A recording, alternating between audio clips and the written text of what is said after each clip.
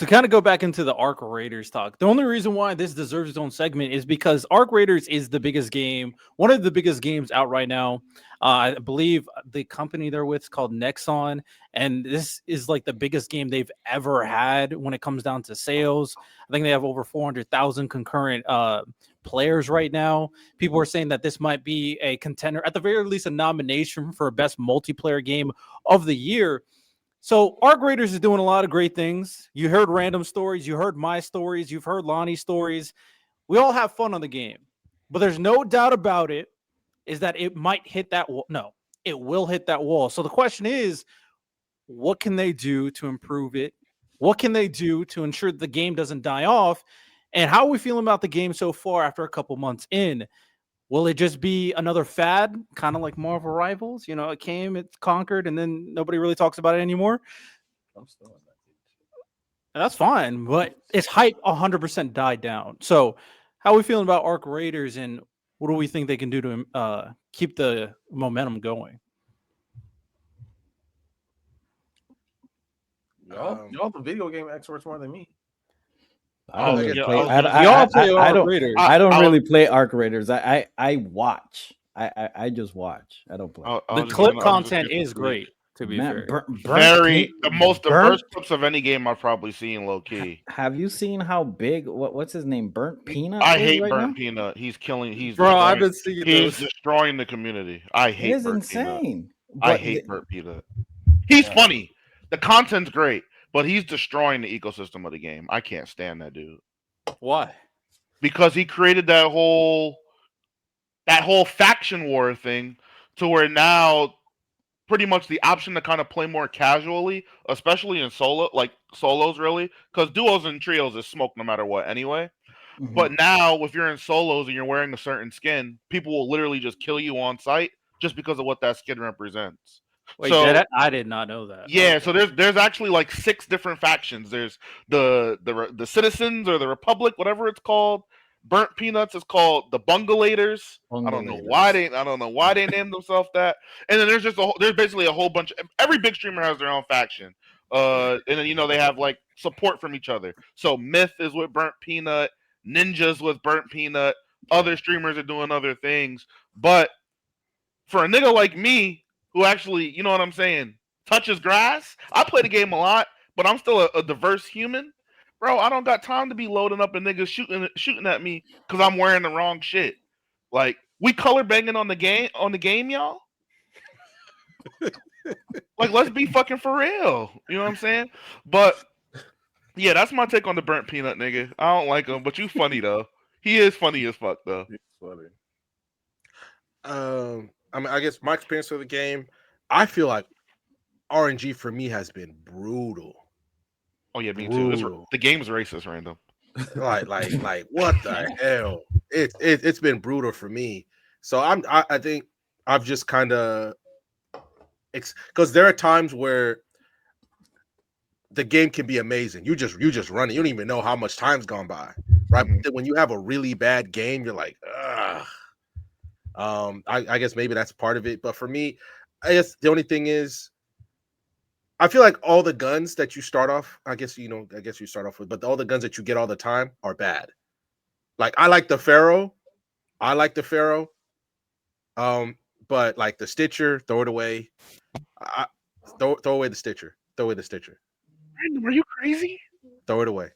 That's the third Throw it highest away. gun in the game. I don't like it. You ass. Bro. But you see me, Lonnie. I'm I go in with the Anvil Pharaoh combo and I'm feeling good.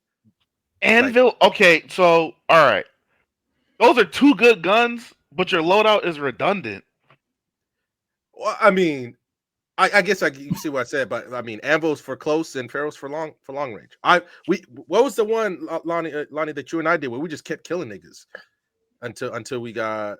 It was a buried city. But I had the Toro, which I love. I love my little Toro shotgun, and then I had the Bonita or whatever. Yeah, Lonnie, you here to play, man? But yeah, I mean, for me, like personally, I just that's just how I feel about it. But the guns I really do enjoy in the game because I'm like, anytime I see a light gun, I'm like, I'll just break you down for some parts. I'm good. I don't need this in my life at all. For sure. The thing about the game that I feel like is going to be a question that the people who make it is going to have to answer is one. I'm sure you have seen it from clips or just in general conversation. There is going to be a growing sentiment of people being pissed that they're getting killed all the time. Too bad. Too bad. That's part of the game. Get good. I'm gonna be honest, Riddell. The game, like, and this is where I kind of question the comprehension of some people. The game literally establishes that raiders are more dangerous than the Ark in the very Yeah. beginning of the game. In the tutorial, you get ambushed by a raider. That's the first thing that happens before you even see a robot. So Yeah. it's like it's meant to be PvPE. Like you got to just deal with it. And I'm not gonna lie, bro. This game kind of reveals how low some people's survival instincts are too. Like way too trusting, no sort of like self defense IQ, just nothing. A lot of that stuff that happens to people is self inflicted. Let me just trust a random guy. You know what I'm saying? We're essentially trying to make money. Let me just trust this random guy I don't know, have my back all turned to him. I'll shoot you in the back too. It's Yeah. IQ, it's instinct. Also, a lot of it is just common sense. If I spawn into a match and there's 15 minutes left, and I go to a high loot spot, and someone's just walking out, and I know they got some blueprints, I know they got like pink guns on them and stuff like that, I'm blasting them. You gotta fix that. I came there for a reason. I didn't come there to be kumbaya. I came there for the loot. I'm getting the loot one way or another. I'm getting No the matter loot. what. See, you guys say that, but you also have to remember that this is a game that wants to retain its momentum. And if people are not playing, People in the game. you can criticize people all you want. These people still don't have to play the game. That's the point. They want to keep players playing the game. So don't. I'm not gonna lie, Riddell. To compare it to Call of Duty, these people are the vocal minority. If these babies leave the game will be just fine. Instead of 400,000 concurrent, we might have 325. The game is going to be fine because the people who are there, who are familiar with the genre first and foremost, understand this is how extraction shooters work, man. You find the best shit, you risk it for the biscuit.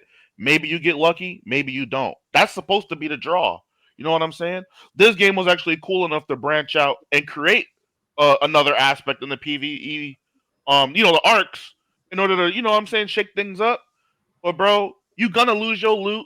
You got to walk into it with a mentality. I'm just borrowing this. This is, you know what I'm saying? It's my turn, and later it'll be somebody else's turn. So I'll give you some. I'll agree with you in the middle in the sense that I do think the people who genuinely do not want to fight should not be playing the game. Like those people should not be playing the game. However, instead of making the game safer for players, I'm talking about doubling down. The part that I hate is when people come out of nowhere, kill me, and I'm like, bro, I want my revenge. Make vengeance a part of the game. I've heard someone talk about it. I don't know if it was you, Miles, or someone else. They talk about maybe put a bounty system on that. Reputation, yeah. So That'd be or cool. if someone kills someone, there's some identifiers like, oh, this guy's blood. Something, even if you don't want to do that, regardless, something to make it seem like there's more connection. I want my smoke because it's not real life because you can come back to life. So I want to come back to life. I want to load up and I want to find the person and I want to make their day a living hell. So you should be able to do that. I think And that'd be cool. Like if it pings on the map for like 50, let's say 10 minutes, like for you to get your get back. Please God, no. Yes. If you bought that action, you should be ready at all times. Facts. A You wanna nigga be being able to bloodthirsty see killer, you gotta nigga be being ready. able to see where I'm at for playing the game is crazy. You know what I'm doing, Miles? Raider hatch key immediately. I'm out. I'm a hatch key demon, Lonnie. I'm a hatch key demon. To actually answer your question, though, Riddell, I think it's so funny because I was having a conversation about what the next game was going to be after Fortnite, the next big thing. And while I don't think this game is quite that far, you know what I mean? I think it has a very, very good skeleton and a unique concept. So if they want to keep it alive, it's very easy to design some new arc. they made that new map, Stella Montes. That was like an instant classic. That was a hit. You know what I'm saying? They have the map, Straight smoke on that map. Straight smoke. straight smoke. But that's what some people want. That's the PvP map. Mm-hmm. You have the natural disasters. You can mix it up. Tornadoes. You can go whatever which way you want. And then, especially with this new season coming up, I believe next week, they're going to reset everything. So this is going to be able to see a real indicator of who sticks around when we're all back to square zero, where there's no blueprints, there's no level 75 this, you don't have no crazy guns. We're going to really get to see how the player retention is going to be, where niggas got to regrind for all of their shit. But I think they're in a very, very good position. I think they slotted themselves in the right niche. And people talked about Battlefield being the Call of Duty killer. Arc Raiders came out of nowhere and said, "Fuck both of y'all. I'll kill both of y'all." He Kendrick them niggas. I'm not gonna lie. It really did. You also have to make sure that you can opt. It's unfortunate, I'm gonna say this, but I do not like this is how video gaming is nowadays. You do have to make it where it can be optimized for content. That's just the truth nowadays. Sure. To get the streamers to play it, and the streamers get their audience to play it, and all that stuff. Real quick, and then Sansa, you can go. My thing is, for this game, if you want to really optimize the interactions, because that's what makes the content, the interactions, the talking to other people, I think you have to increase the squads. Like, you get larger than 3. Honestly, I would go pretty high with it, to be honest, to have really, really big squads. And that's probably where I would start. Maybe consider, I know you talked about with the peanut guy, with you wear certain fits and then you're part of a whatever. You might generally just want to establish like squads and clans. I And wouldn't mind. I was just about Inverse that's Yeah. literally what I was just gonna say. Like, actually establish factions, be able to establish factions. Like, at one point, let's say you reach to a certain level, you can, like on mobile games, that when you reach a certain level, you can join a clan, a faction, or whatnot. Do that for Arc Raiders as well. And that way, you, like, to piggyback off of your point, multiple streamers or whatnot can get together, make their own clan, do battles and all that stuff, which keeps your game current. Custom games, yeah. Mhm. That's what I would do. Mm-hmm. Yeah, especially right now. There's not sure. While Lonnie and I still play Marvel Rivals, that just there's just nothing on the market right now, especially currently right now, that offers what Arc Raiders does. It is always fun, and that moment of like that you could lose everything. But me, the way if Arc Raiders forced me to play, I never really take out my best stuff, or I'll almost, like, how they say with gambling, you never gamble unless you're prepared to lose what you have.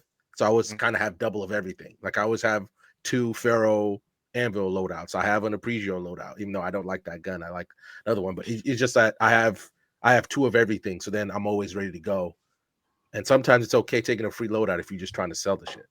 Like, a lot of people just be like, I need to have this, and then you run out there and you get worked. Because that's how I found most of my best guns. I got a level 5 anvil because I just killed some dude for it and I took it off of him. So if you're just doing that all the time, that's insane. I don't know why you keep doing that to yourself.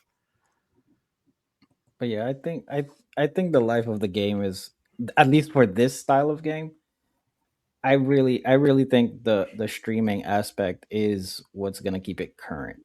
Like, I was just watching, like Miles said about the factions and stuff. Like, just recently, I watched Burnt Peanut, Ninja, and Myth versus Tim the Tapman, Nick Merckx, and Cloaksy. Like, those are big name streamers. Like, they're garnering, like, what, like, over 5K per live A viewers lot. at a time. Like, he, that's what keeps it relevant at this point. Like, I don't see them playing Call of Duty anymore. I don't see them playing Battlefield. I don't. That's me. What? Hey Santo, it's hard to make a crackhead go clean. And that Warzone Mhm. drop on Thursday, believe me, my nigga, they gonna be on Warzone. I promise you. I promise you. They gonna be on that Warzone.